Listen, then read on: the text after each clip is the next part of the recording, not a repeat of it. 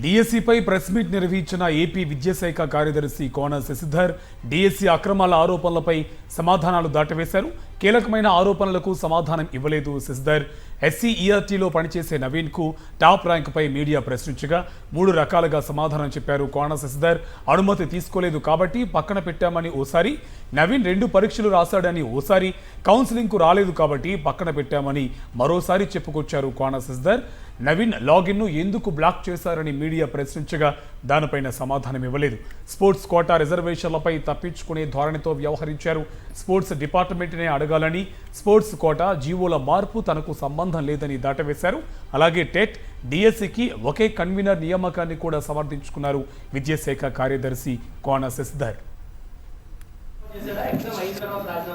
Exam అయిన తర్వాత చేశాడండి.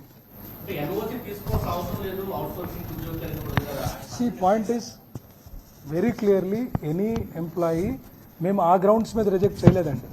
ఊరికనే పక్కన పెట్టాం అంతే. అరే ఇతను మన ఎంప్లాయీ కదా, ఎందుకు వచ్చాడు, ఎందుకు వచ్చింది అని పక్కన పెడుతూనే లేదండి.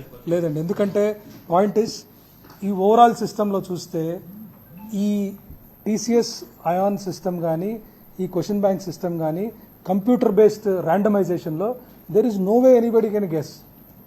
సో ఆ టెక్నికల్లీ ఫీజిబిలిటీ కానప్పుడు ఇలాంటి అని అతన్ని పక్కన పెట్టిన మాట అప్పుడు, ఎందుకంటే ఎంప్లాయీ టెక్నికల్గా మనకు చెప్పలేదు అని పక్కన పెట్టారు. కానీ వెరిఫికేషన్ నోబడి స్టాప్డ్ హిమ్.